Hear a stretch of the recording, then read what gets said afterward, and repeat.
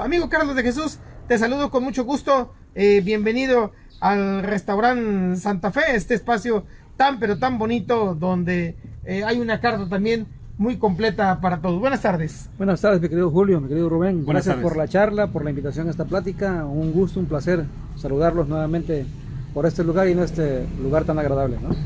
Muy activo, ¿no? En estos días en que dices tú, a pesar de los esfuerzos que ha hecho el gobierno federal, los congresos locales, por buscar reformas que beneficien a los sectores indígenas, a pesar de todo, dices tú, en una entrevista con don Rubén Rivera, sigue habiendo mucha discriminación. Sí, bueno, sin duda es un tema todavía vigente porque recién acaba de concluir el mes de agosto. Sí. El 9 de agosto, como cada año, desde el año 1994, las Naciones Unidas adoptó el 9 de agosto como el Año Internacional de los Pueblos Indígenas.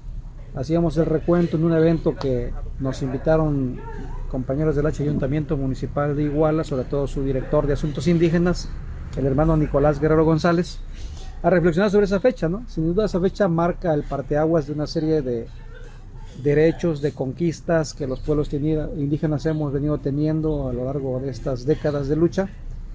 Hay avances sustanciales, lo tenemos que reconocer, sobre todo en el ámbito internacional, pero todavía en los estados nacionales es lastimoso, ¿no? Que todavía exista pues una institución, una discriminación institucionalizada, ¿no? Como tal. Se nos siguen negando nuestros derechos a ser reconocidos en nuestra Constitución Federal, por ejemplo, en nuestras constituciones locales y también en los municipios hay avances mínimos, pero sigue existiendo, ¿no? Este rezago de reconocer los derechos en las constituciones políticas a la luz de compromisos que adoptan los estados nacionales cuando adoptan convenios y tratados internacionales, porque en ellas se obligan a armonizar sus legislaciones federales. Es a pesar de las recomendaciones de los diferentes grupos, ¿no? A pesar de las recomendaciones de distintos mecanismos que existen ya en Naciones Unidas sobre los derechos de los pueblos indígenas, yo mencionaba que en Naciones Unidas hemos logrado conquistar y tener 3 mecanismos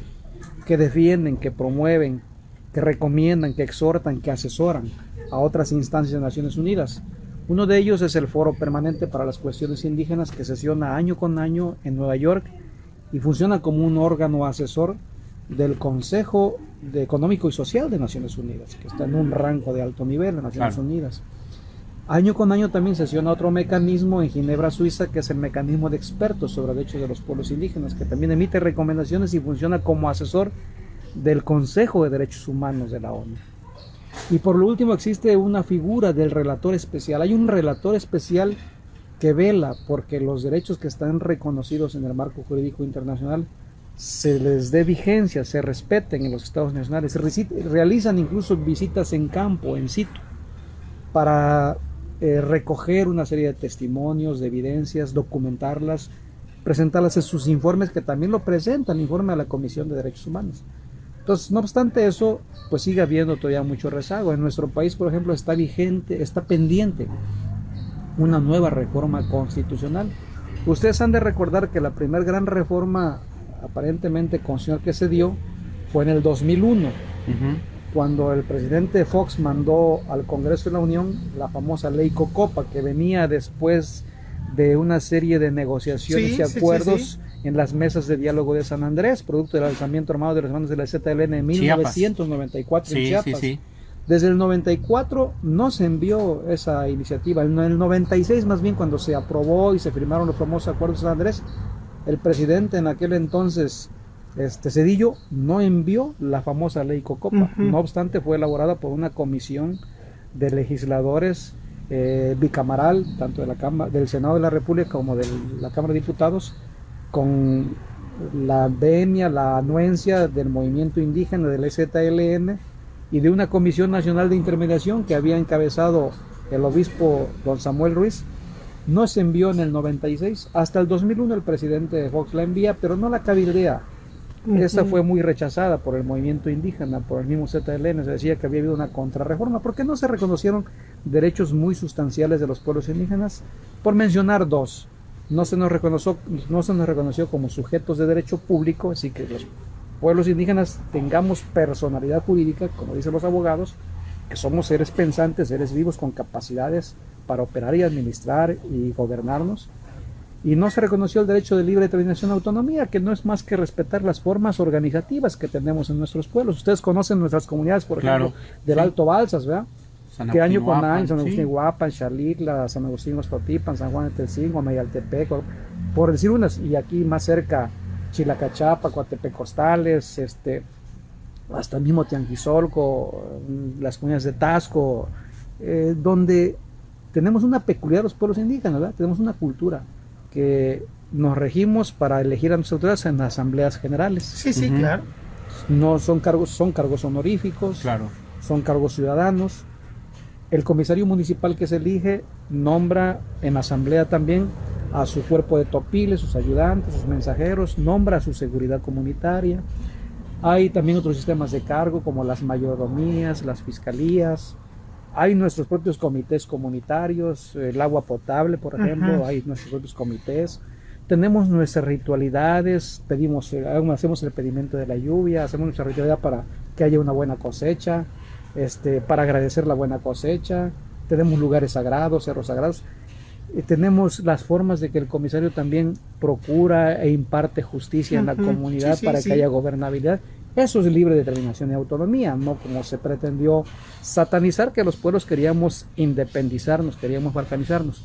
Entonces es un gran pendiente, y en los regímenes pasados quedaron pendientes de que se diera esta gran reforma, que todos estos derechos que menciono sí están contemplados en este marco jurídico internacional que comento, ¿verdad? Por ejemplo, ¿cuáles son dos instrumentos jurídicos, por mencionar los más importantes? Una que es el convenio 169 de la Organización Internacional del Trabajo sobre pueblos indígenas y tribales en país independiente, se llama este convenio, que está vigente en nuestro país desde 1991. La OIT lo aprobó en su Asamblea General en el año 89, tuvo que pasar para que fuera ley en nuestro país por la aprobación del Senado en el 90 y entró en vigencia en nuestro país desde el 91. Desde entonces está vigente este convenio y estos derechos ahí están considerados. Nuestro país lo firmó y aceptó reconocer y hacer vigentes esos derechos y trasladarlos a su constitución política, ¿verdad? Cosa que está pendiente. En el año 2007 se aprobó otro importante instrumento que es la Declaración de Naciones Unidas sobre los Derechos de los Pueblos Indígenas. ¿No? ¿Cómo nos tratan aquí en el café? Muchas gracias. Gracias. Esta declaración está vigente desde el año 2007. Gracias. Llevó 2 décadas de debate, discusión, de negociación entre representantes de los pueblos indígenas, representantes de los gobiernos, obviamente con la mediación de las instancias de Naciones Unidas. Y también está pendiente, o sea, no se han trasladado estos derechos que están ahí reconocidos en la Constitución. Ahora nos generamos una expectativa con el cambio de régimen que tuvimos. El voto verde, como se le llama, el voto de las comunidades, pueblos indígenas, se volcó también hacia esa transición política de la Cuarta Transformación. Y ustedes también ubican perfectamente que la lucha de los pueblos indígenas se ubicó siempre en la lucha del movimiento social. Sí, claro. Los movimientos sociales, el campesino, el obrero, el estudiantil, el indígena, pues siempre éramos tratados como un movimiento opositor porque exigíamos que nuestros derechos los reconocieran los regímenes de gobierno en ese entonces. Entonces, de algún modo, este gobierno no se entendería sin la lucha del movimiento social y entre ellas del movimiento indígena. Claro. Y cuando llega nos generamos expectativas de que las cosas iban a ser distintas, ¿verdad? Y esperábamos que se diera la armonización legislativa, es decir, que se presentara una gran reforma constitucional en materia indígena para que se reconocieran estos derechos que ya se reconocen en el ámbito internacional. Nos generamos más expectativas porque el nuevo Instituto Nacional de Pueblos Indígenas, que es parte del Poder Ejecutivo, nos convocó al movimiento indígena a ser partícipes de un proceso de consulta para elaborar la propuesta, porque además el derecho a la consulta es un derecho inalienable que tiene que ser ejercido. Se hicieron 54 foros en el país. En Guerrero tuvimos lugar como 4 foros, y un foro nacional y un foro internacional. Todos coadyuvamos para que la propuesta de reforma se consensara, se acabara y que ya fueran ahí reconocidos estos derechos que están en estos instrumentos jurídicos, convenios y tratados. Y se le entregó al presidente en un evento que tuvo lugar en territorio yaqui, en Bicam, Sonora, uno de los 8 pueblos del territorio yaqui, un mes de septiembre del año 2021. 2021. Se le entregó al presidente con el fin ya de que el presidente lo enviara al Congreso y que se hiciera justicia, se saldara la deuda histórica y se reconocieran estos derechos.